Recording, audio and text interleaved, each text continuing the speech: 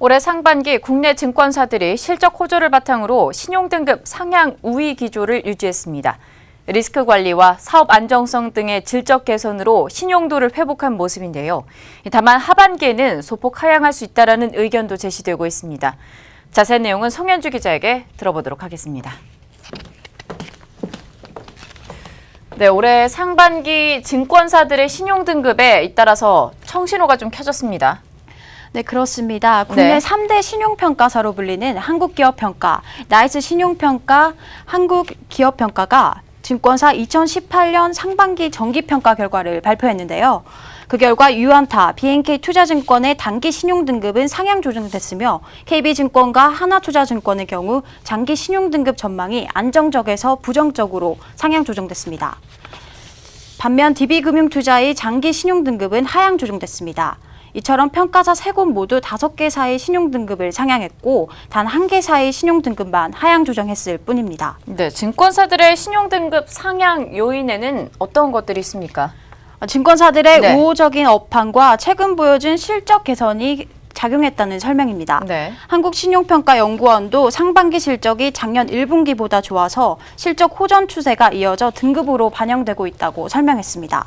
나이스 신용평가와 한기평도 같은 뜻을 밝혔습니다. 증권사들이 작년도에는 지수 상승이랑 거래대금 증가로 인해서 실적이 굉장히 좋았고 올해 1분기에도 그러한 모습이 지속이 되면서 전반적으로 작년 동기보다 실적이 또 개선이 되는 모습이 지속이 되었고요.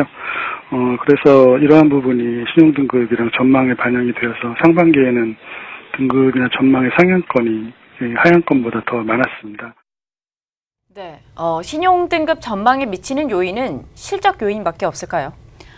실제 증권사들의 네. 신용등급 및 등급 전망 상향이 늘어난 이유는 네. 실적 개선 때문만은 아닙니다.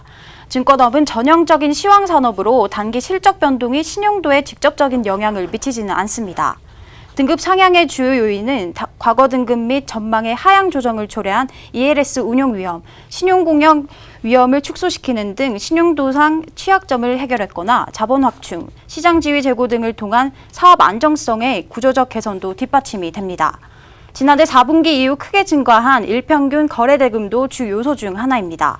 신용융자 잔고도 역대 최고 수준인 11조 9천억 원을 기록하고 있어 관련 이자 수익 증가세도 지속될 전망입니다. 네, 자 그렇다면 하반기 신용등급 전망은 어떻습니까? 네, 올 하반기에는 지금 국내외 기준 금리 인상 분위기라든지 미국, 중국 간의 무역 분쟁 때문에 최근에 국내외 주가 지수가 조정을 받고 있어서 하반기 실적이 상반기보다는 조금 저하될 것으로 보입니다. 올 하반기 주요 모니터링 포인트는 증권시장 변동성 확대에 따른 증권 업황 저하 리스크, 금리 상승 위험, 파생 결합 증권 관련 위험, 그리고 우발 채무 리스크, 중국 국저 에너지와 공집단 관련 ABCP 리스크 등입니다.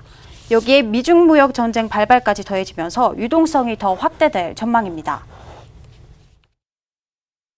미국, 중국 간의 무역 분쟁 때문에 최근에 국내외 주가 지수가 좀 조정을 받고 있어서 하반기 실적은 상반기보다는 좀 저하될 것으로 보고 있고요.